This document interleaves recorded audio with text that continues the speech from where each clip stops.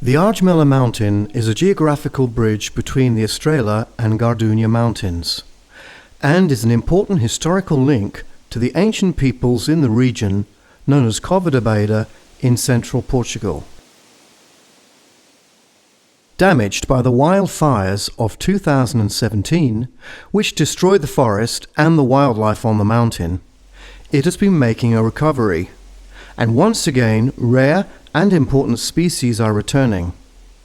These include wolves and hundreds of bats from 5 different species which are all protected. The mountain offers many natural and man-made caves where they live and breed. Having some years ago made a previous attempt to obtain permission to mine Argemela, PANNN are now trying again. On the 16th of March 2020, PANNN resubmitted their request for the mining concession of Argemela. Such a mining project would have a strong impact on the whole area.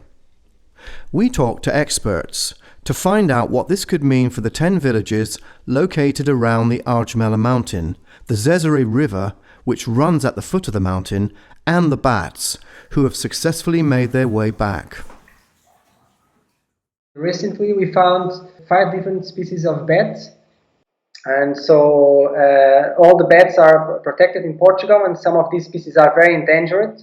It's one of the most important shelters for some species in Portugal. Some of those horseshoe bat species have declined 90% of their numbers throughout the 20th century.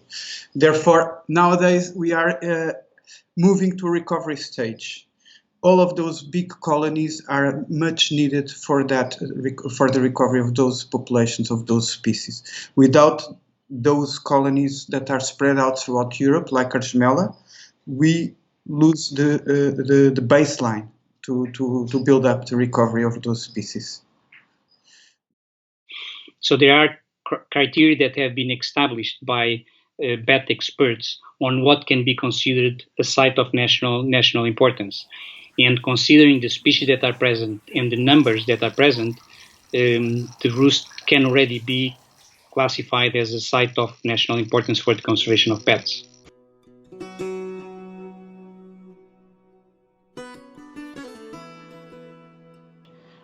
Sometimes it's not just raising awareness, it's how you raise awareness. When we are talking about scientific drawing, you really have to look at what your model, in this case, you really have to look at the bats very, very closely.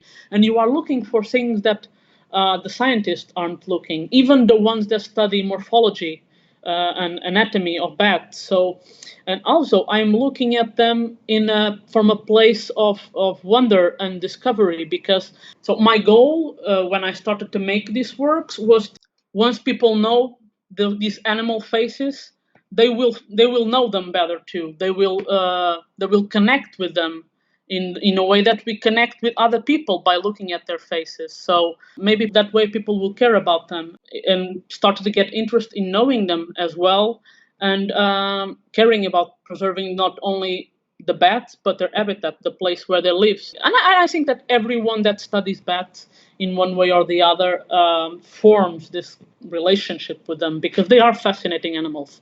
Well, the sympathy I have towards bats, it's not unrelated with the scientific knowledge I have. The more I know about them, the more I respect any animal. In my particular case, it's the bats. But I think knowledge is respect. Well, bats are an incredible group of mammals, because they have characteristics in their biology that are absolutely unique among mammals. For example, they are the only group of mammals that has the capacity of powered flight, and they have this unique system of orientation during the night, with darkness, which is called by echolocation, and both of those are so important in terms of the definition of the ecology of species, that bats have themselves an unusual an unusual ecology. Bats are a very important species for ecosystems all around the world, and they provide a range of ecosystem services. So bats are critical for healthy habitats, and they provide services including things like flower pollination. Also, a lot of bats actually serve as seed dispersal organisms, so they eat a lot of fruit, and they then excrete a lot of these seeds into the wider environment, and these seeds then grow. So these bats are very important for things like forest regeneration. Other ecosystem services provided by bats essentially are in terms of pest control. So bats eat a lot of pest insects, especially those that fly around at night time. So the classic ones are mosquitoes. A single bat during one night can eat something like half of its own weight in insects. So if you think about a colony of bats, 100 bats will eat half a kilo. 1,000 bats will eat 5 kilos of insects per night. And without bats, it's likely that farmers will require more pesticides, for example. It's likely that different forest pests may not be controlled as well as they are currently by bats. So the impact of a reduction in bat population is mainly will impact farmers, foresters, and the general ecosystem itself. If we killed a lot of bats or prevented them from living in a certain space, there is the potential that you will have a big increase of pest insects, including mosquitoes, which would then cause an increase in other diseases. Let's look at the proposed project on Argemela a bit closer, so that we can imagine what it would mean for the bat colonies. The requested area for the project on Argemela extends over 400 hectares, with a main pit of 45 hectares and a depth of 400 metres. PANNN estimates up to 1 million tonnes of excavation per year. The open cast mining itself, also the habitat itself, is not suitable for bats. Then they won't be able to shelter there, they won't be able to feed there. So this will reduce the habitat that's available for them. Cave-dwelling bats need underground roosts, undisturbed underground roosts. So open-air mining, it's not compatible with underground bats. I think that's pretty obvious for common sense. Even if all the precautions are taken to explore the mine in a correct way, if there are people, they will be gone. They will leave the place. Basically, you're going to replace an area of natural habitats by a big hole. You can actually see on Google Earth the damage that open cast mine does to the actual natural ecosystems. It literally sterilizes or completely obliterates an environment, and nothing, let alone bats, would be able to survive in an area of an open cast mine. Potentially mosquitoes, if there's a lot of water, stagnant water hanging around, but I believe that would be able to survive in those places. Yeah, so it's very much the same as deforestation or any sort of degradation of the environment. Although this is really very, very damaging to the environment. Also, you have a release of a lot of noxious chemicals which might contaminate groundwater. You can have a lot of pollution that comes up that is aerosolized and maybe gets transported downwind. This will be affecting all the soil processes as well in the area. So if you're uprooting all of the trees, this is going to be impacting a lot of things in the area, notably the water cycle. Lakes, very often with toxic water, contaminated water, they sometimes allow water to drain into natural rivers. So all of that can have an impact that extends beyond the border of the area that's actually built or that's actually dug out. And of course, it's important to protect biodiversity, endangered species, habitats.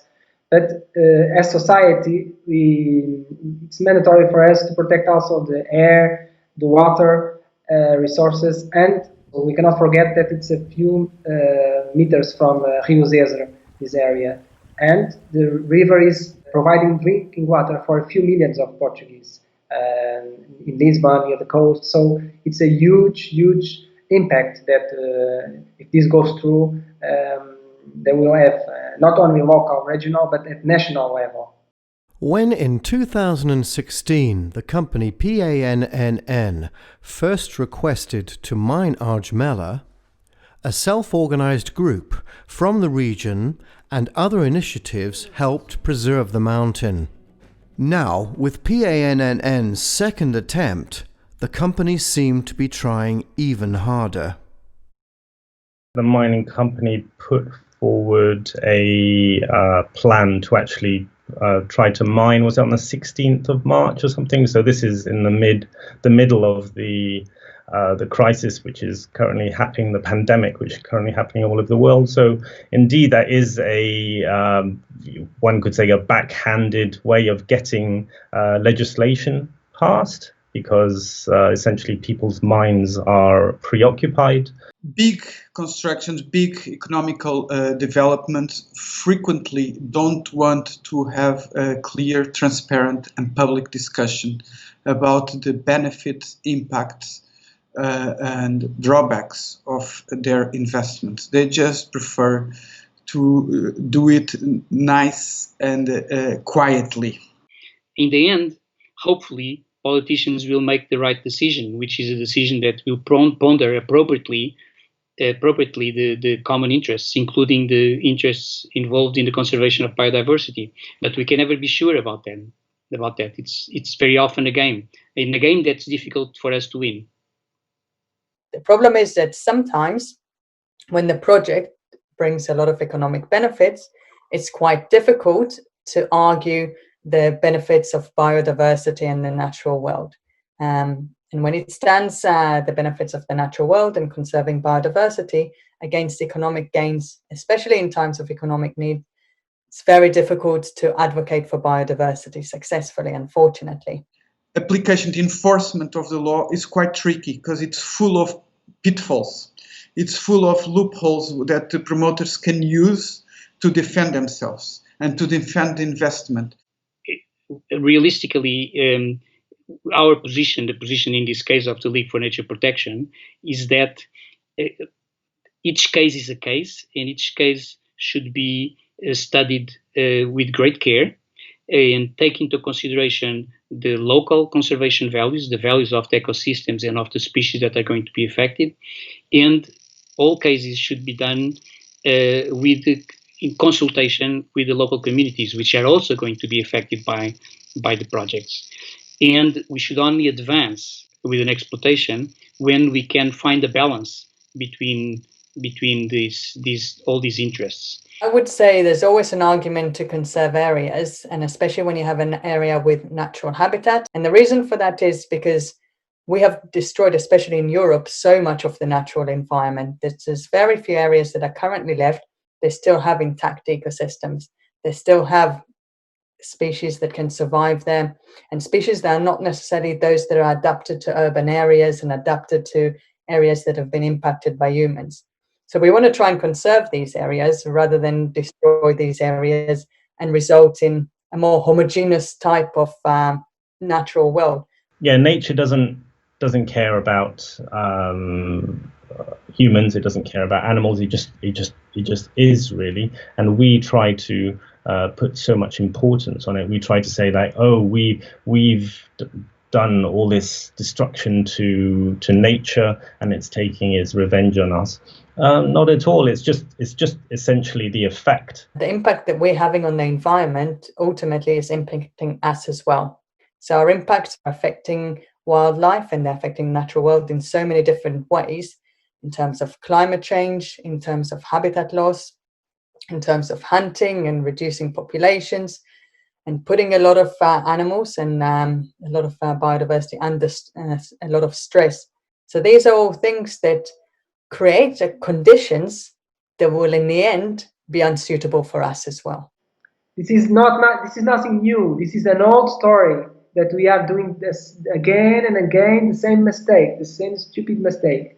This story will happen ever and ever and ever again if we don't change the way we live in our planet. We actually have to try to mitigate the problem. We have to actually try to find solutions, and one of the solutions is, of course, to not to reduce our impact on the environment and to respect it more. Because if it's only the environmentalists or biologists that care, we are moving nowhere.